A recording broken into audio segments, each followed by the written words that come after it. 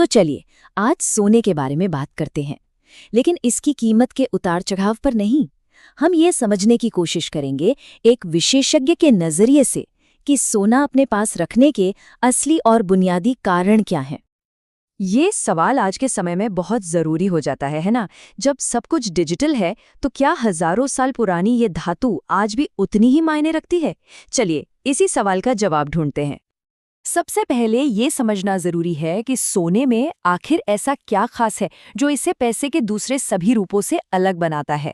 इसके मूल गुणों पर एक नजर डालते हैं। देखिए, सोने के कुछ ऐसे बुनियादी गुण हैं जो इसे एकदम यूनिक बनाते हैं।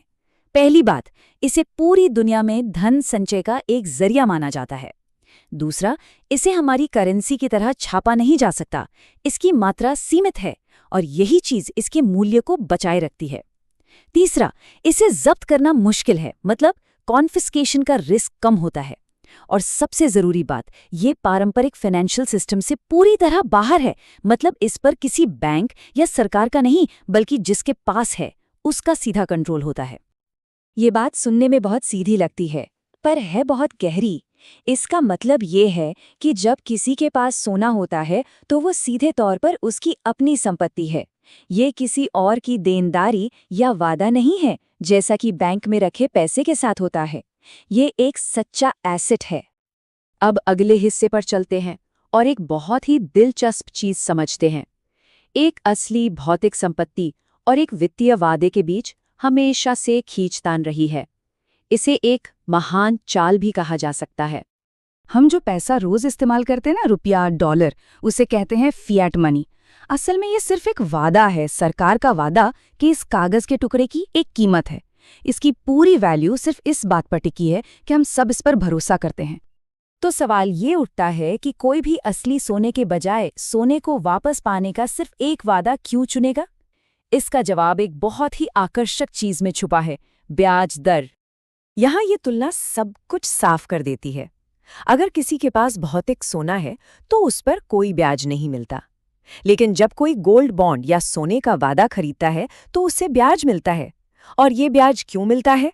ये उस जोखिम के बदले में मिलने वाला एक मुआवजा है कि शायद वो वादा कभी पूरा ही ना हो पाए।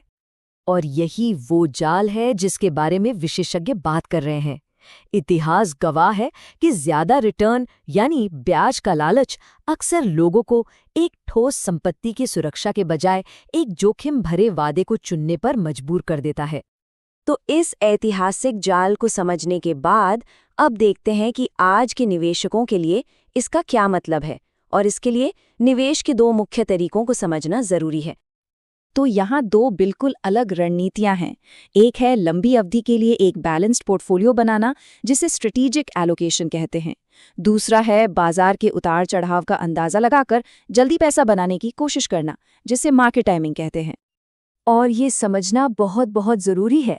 हम यहाँ इस बारे में बिल्कुल बात नहीं कर रहे हैं कि कल सोने की कीमत क्या होगी। ये कोई सट्टा नहीं है। हम बात कर रहे हैं एक ऐसा पोर्टफोलियो बनाने की जो लंबी अवधि में हर तरह के हालात का सामना कर सके।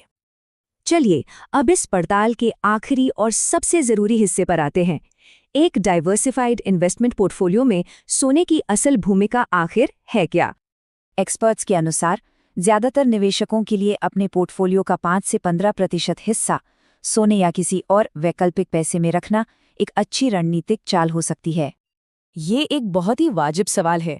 अगर सोना स्टॉक मार्केट जितना रिटर्न नहीं देता तो फिर इसे पोर्टफोलियो में रखने का मतलब ही क्या है? इसका जवाब इसकी अनोखी भूमिका में छिपा है।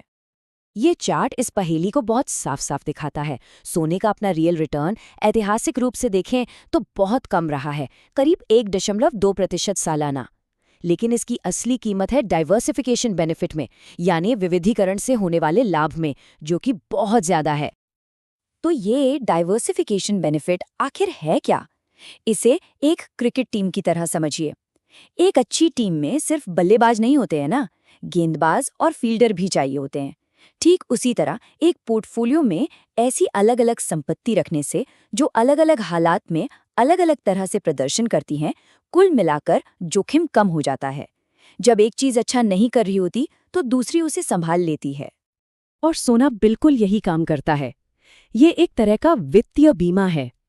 जब अर्थव्यवस्था पर कर्ज बहुत ज्यादा होता है या करेंसी की कीमत गिर रही होती है या स्टैगफ्लेशन जैसी स्थिति होती है, यानी महंगाई ज्यादा और विकास कम, तब स्टॉक और बॉन्ड अक्सर खराब प्रदर्शन करते हैं।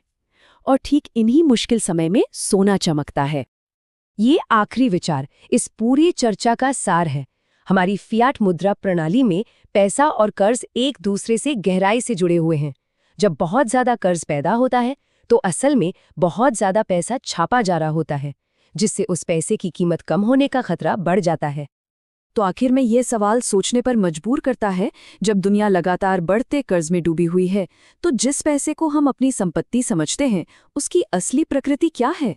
क्या वो वाकई में एक संपत्ति है या किसी और का बढ़ता हुआ कर्ज? सोचने वाली बात है।